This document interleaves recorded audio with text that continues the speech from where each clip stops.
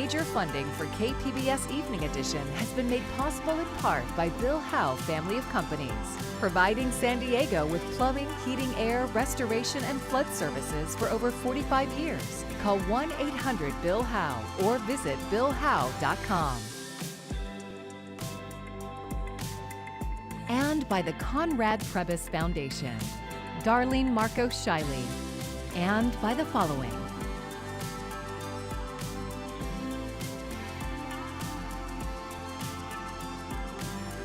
And by viewers like you. Thank you.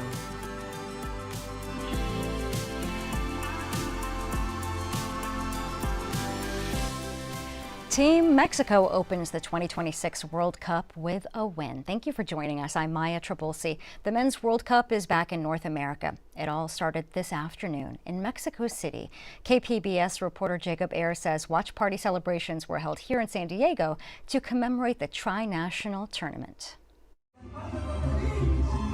Green, white, and red soccer kits with the iconic eagle and snake filled the patio at downtown's Consulate General of Mexico in San Diego today.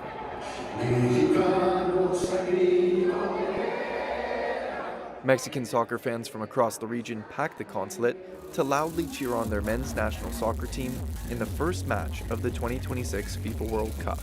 We are here because this is the closest thing we can get to Mexico. That includes married couple Jaime and Yolanda Guerrero, who drove down from San Marcos. They're both originally from Mexico. To me, it's an honor. It's a privilege to, just to be a host city, a host nation, USA and Mexico, Canada. I mean, we're just proud of our culture, from Mexico and from the United States. Magali Castañeda helped to open celebrations dancing baile folclórico.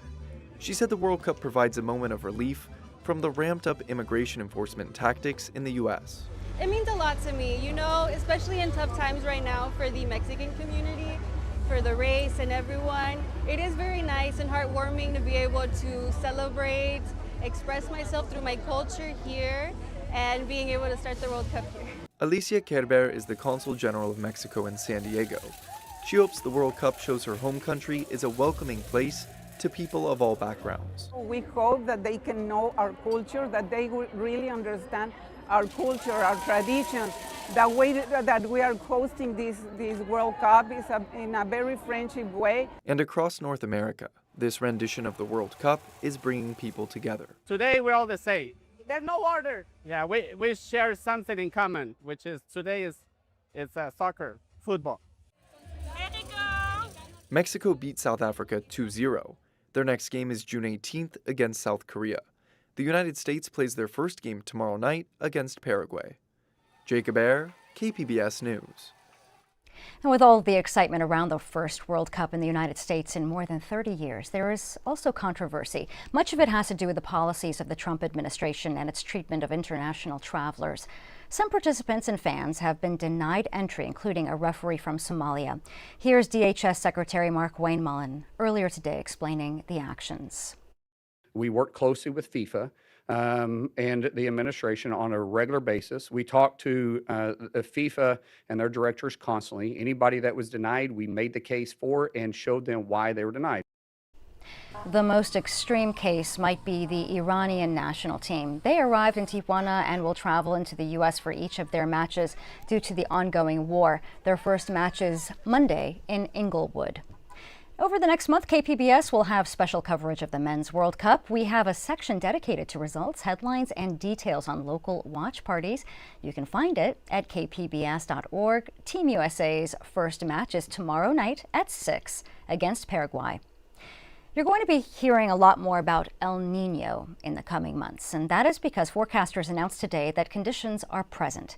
KPBS environment reporter Tammy Murga says they predict very strong conditions into the winter months.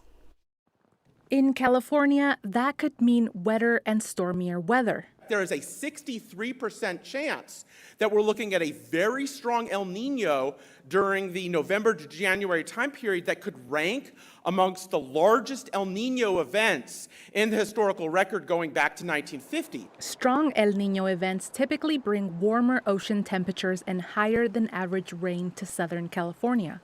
Take the one from 1982 to 1983. colossal waves severely damaged the Scripps Pier. There can be flooding and these large coastal impacts. It's not only high sea levels, but it's the wind wave field, these big swells that develop. Daniel Cahan is a climate researcher at Scripps Institution of Oceanography. He says destructive wet weather isn't always guaranteed.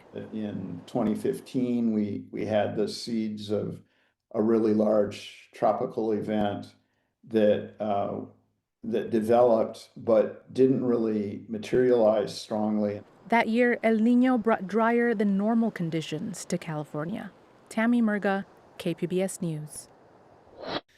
El Niño is here, says NOAA, the National Oceanic and Atmospheric Administration, and it's expected to intensify into Super El Niño. There's a 98% chance of El Niño conditions occurring later this season, and an 80% chance that this El Niño will be moderate to strong.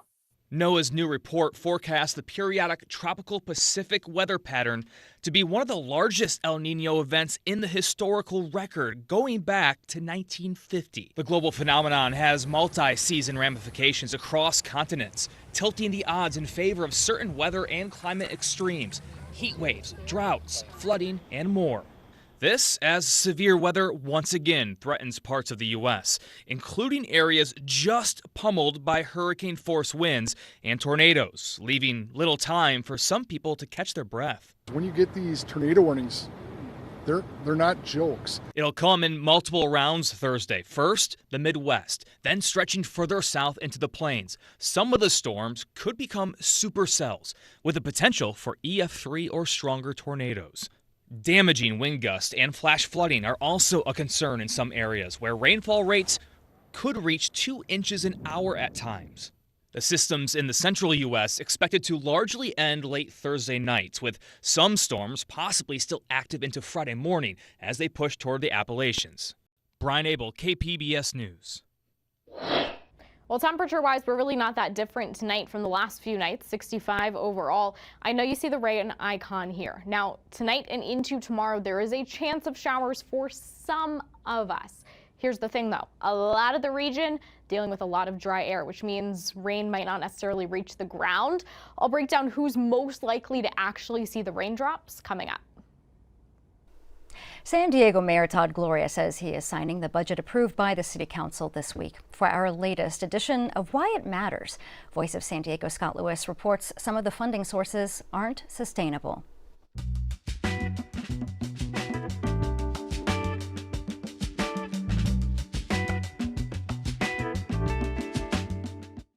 When Gloria proposed nearly zeroing out the city's funding of arts organizations in the midst of a budget deficit, it generated protests.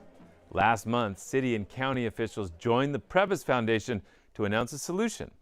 The county will start funding arts organizations at a higher level. The Previs Foundation pledged $3 million in grants, and it was the first step to setting up a new system. Here was City Council member Kent Lee. For too long, we've been trapped in the same vicious cycle. Arts cuts, followed by community outrage, uncertainty, and last-minute efforts to save what should never have been put at risk in the first place. But $6 million is coming from an unexpected source, the 2020 ballot measure to expand the convention center downtown. That was called Measure C, and it raised taxes on hotel room stays for 3 purposes. 1, to improve homeless services, 2, to fix roads, and 3, to expand the convention center. Voters approved it in 2020, but for years it was held up in court. 2 years ago, the city finally started collecting the money, and now the city is not using the money for a new convention center expansion. It will use some to pay the bill from the last time it was expanded in 2001. The city still pays about $12 million a year on the debt it took out for that building. The ballot measure to expand the convention center again does say the money can be used for existing debt. It's fair to assume they thought the old debt would be combined with new bond measure to expand the facility again. City attorneys decided it was legal to use the money to just pay off old debt. The debt from the 2001 expansion will be paid off in 2028, so the city could only do this for 1 more year if they don't find a solution to arts funding soon.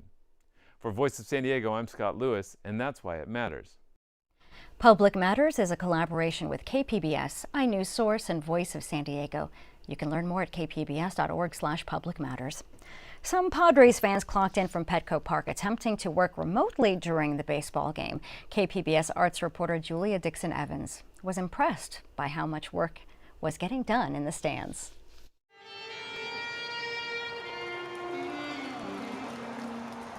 At Petco Park on Wednesday afternoon, the sights and sounds of the baseball game also included something a bit unusual, a sea of laptops. The game against the Cincinnati Reds was a remote work Wednesday, a themed game that invited fans to take their workday to the ballpark. Man, I would say that, just like work from home people, typically it seems like they're pretty lonely, like it's just you in the house, alone. And so I just think it's really special if we could all come together. We're at Petco Park right now. Yeah. No, I'm getting everything done. Yeah. Scotty Muirhead, known online as the remote worker guy, says he wants to build community and challenge traditional ideas about where work happens. So it's like we're in the, best city in America. I think as long as you're doing your job and you're getting the work done, then it shouldn't matter where you're doing it from. That's my philosophy. As the Padres players labored on the field to a 5-4 win, fans in the stands sent emails, closed deals, and even worked on cancer research. Let's see. So today, we are designing a couple of new phase 2 trials. These are early drug development trials in cancer, so for prostate cancer in particular. Muirhead has hosted similar events at the beach and at bars with his desk in tow. He wants to, quote, make remote work remote again. Right now we're going over a diagram, some plans for installation. I strongly support working remote. I think it gives you a peace of mind and you're not in the office feeling pressure. For some, it was a fresh approach to productivity. I'm surprised. I'm looking at some other people. They're pretty heads down and focused, so I have headphones on. The Padres are considering more remote work Wednesdays in the future. But if you think your boss won't mind, bring your laptop to a game anytime. Julia Dixon-Evans, KPBS News. We'll talk about multitasking. Julia Dixon-Evans hosts the KPBS podcast, The Finest. A new episode is now available for streaming. This episode features the KPBS Sun-Drenched Sounds music series. You'll hear recent performances from Balboa Park and conversations with the artists. The Finest is now in its second season. You can listen now at kpbs.org or wherever you get your podcasts. A brush fire burning on Camp Pendleton is now 50% contained. That is the latest from CAL FIRE. First responders used several aircraft to get the fire under control after it broke out Wednesday morning. There's no word yet on the cause. The fire's size has been held in check at 560 acres. All evacuation orders and warnings were lifted last night. Near Big Bear, volunteer groups are removing dozens of dead trees. As Joy Benedict reports, they're trying to minimize hazards left behind by a pair of wildfires. It's a fall almost 4 years in the making. As Sawyers are hacking away at dead trees in the San Bernardino National Forest. Robin Brown drove us up Skyline Road near Big Bear. It's been closed for almost 4 years since the Radford fire burned through in 2022. All the dead trees have a chance of falling at any time, and particularly the older it gets, the danger increases. Brown is a retired firefighter turned volunteer for Team Rubicon, a veteran-led disaster response organization with 200,000 volunteers in North America, many of which are highly trained in this type of work. In order to do this job, we flew in from Colorado, from Alaska, from Canada, from all over the country. They were working on chopping down hundreds of charred trees in the burn scar of the Radford and Line fires, which have kept this road closed. This project is in partnership with the U.S. Forest Service. They have the ability to come in and supplement the work that we're doing and help us out in a big way to get it done faster. So this is just day 5 in what is expected to be a 2-week project up here in the mountains, and Team Rubicon has already dropped more than 300 trees. They did 191 trees yesterday. So we are at a total to date at 358 trees. Bob Ederaldi heads up Incident Command, which has taken over the old elementary school in town and is housing more than 50 volunteers a day. Normally, you would see Team Rubicon after the fact in a disaster or crisis, but now we're trying to be ahead of the game and mitigate problems before they become bigger problems or bigger problems to the community. Because it's not just about opening the roads and the trails. Without tree canopy for years, the brush has exploded on the mountain, fuel for future fires. Ride mountain bike through here hundreds of times. And since Brown is not only a volunteer but a neighbor, he's hoping the extra manpower will clear the danger and get his community back in the mountain.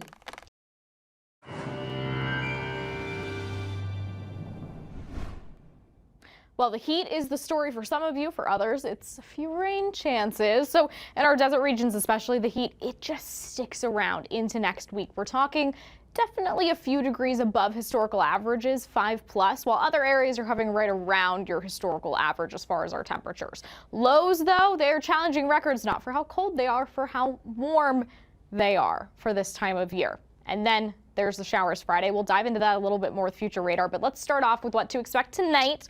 I know you see some rainfall icons here. We're dealing with a lot of dry air. So yes, maybe we see a few showers, but it's also not out of the question that the rain doesn't necessarily reach the ground. So you might even see it on radar if you look at your app and find, I'm not actually seeing it outside.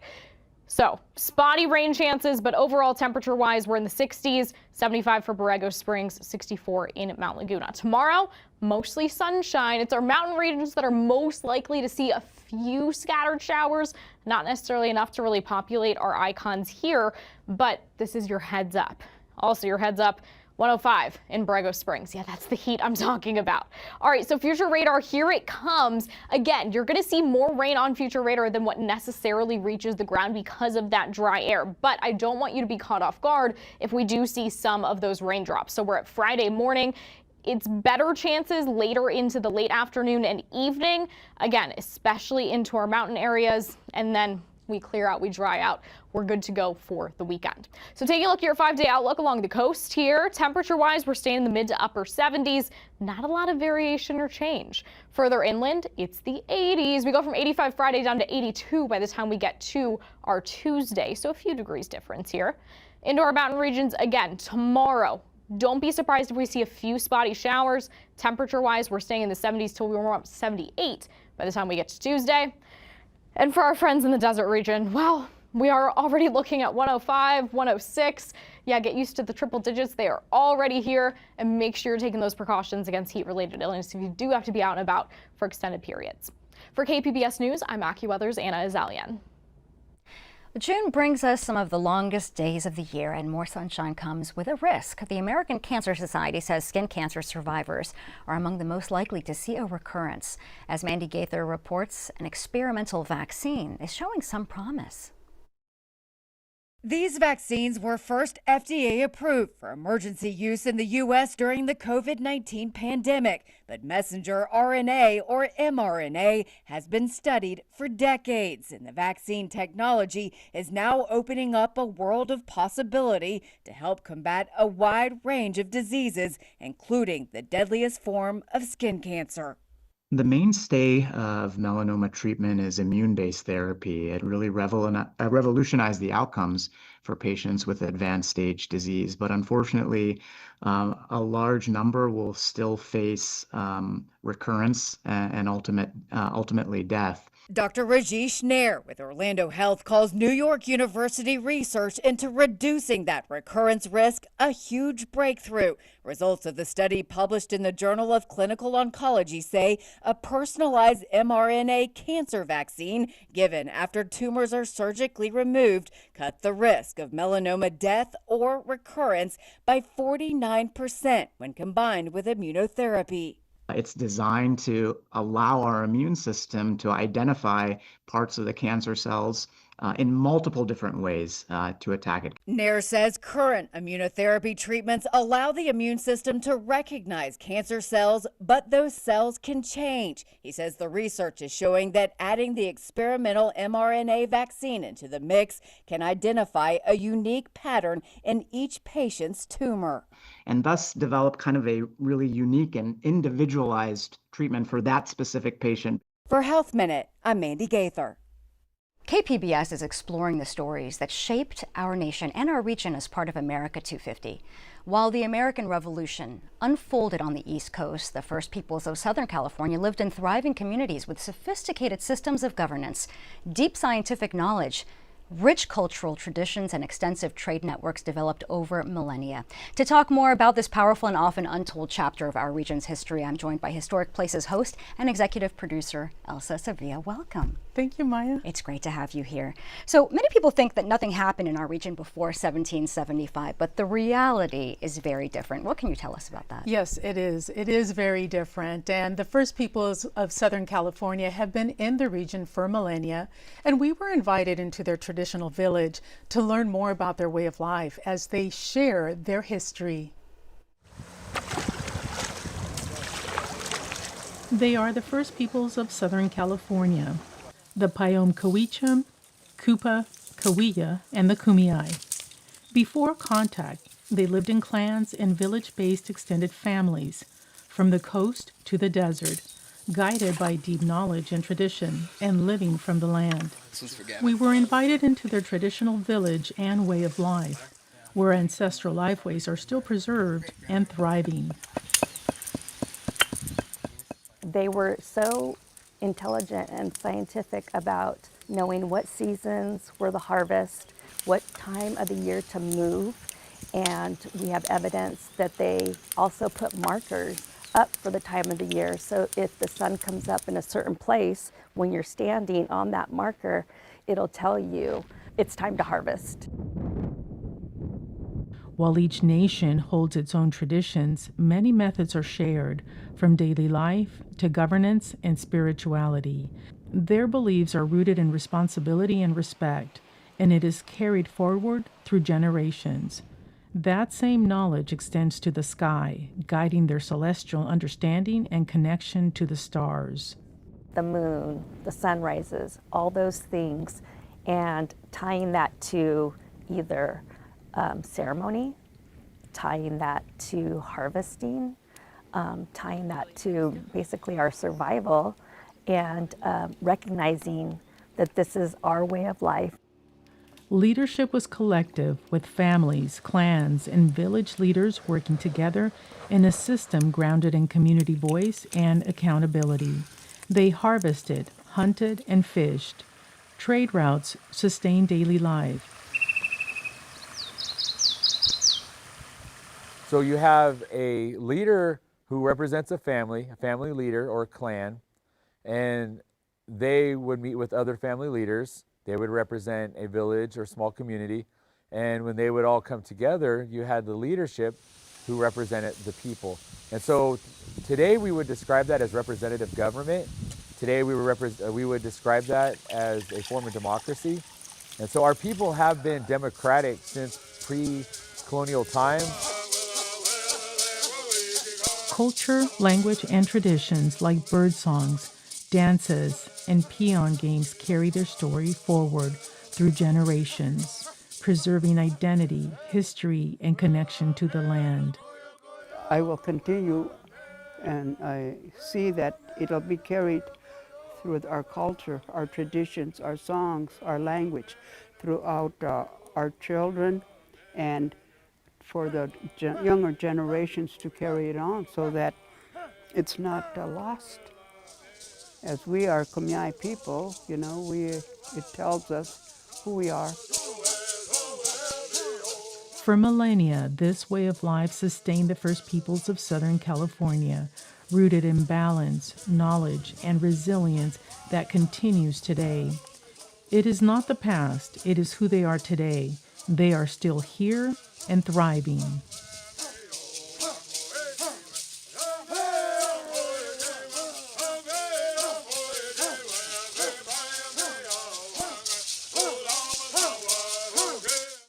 One of the most important things that the First People of Southern California are doing is they're preserving their traditional ways and sharing their stories.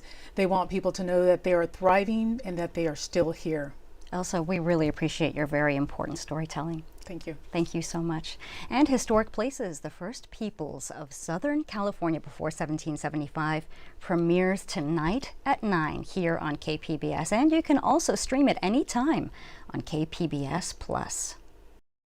I'm Jeff Bennett. Tonight on the NewsHour, President Trump calls off another round of strikes against Iran, claiming a breakthrough in negotiations. That's at 7 after Evening Edition on KPBS. Here's another look at today's top story. Mexico City had the honor of opening the 2026 Men's World Cup. The home team shut out South Africa 2-0. Watch parties were held in San Diego and Tijuana to celebrate the start of the tournament. The United States plays its first match tomorrow night in Inglewood. This is the first time the World Cup is hosted by 3 nations, the U.S., Mexico, and Canada. And here's a look at what we're working on for tomorrow in the KPBS newsroom. After threatening more attacks, President Trump says he's close to making a peace deal with Iran. NPR's Morning Edition will have an update on the negotiations. And June is National Pride Month. KPBS Roundtable will have a discussion with local and national LGBTQ journalists, and that airs at noon on KPBS FM. You can find tonight's stories on our website, kpbs.org. Thanks for joining us. I'm Maya Trabulsi. Good night. Major funding for KPBS Evening Edition has been made possible in part by Bill Howe Family of Companies, providing San Diego with plumbing, heating, air, restoration, and flood services for over 45 years. Call 1-800-BILL-HOWE or visit billhowe.com. And by the Conrad Prebys Foundation, Darlene Marco Shiley, and by the following.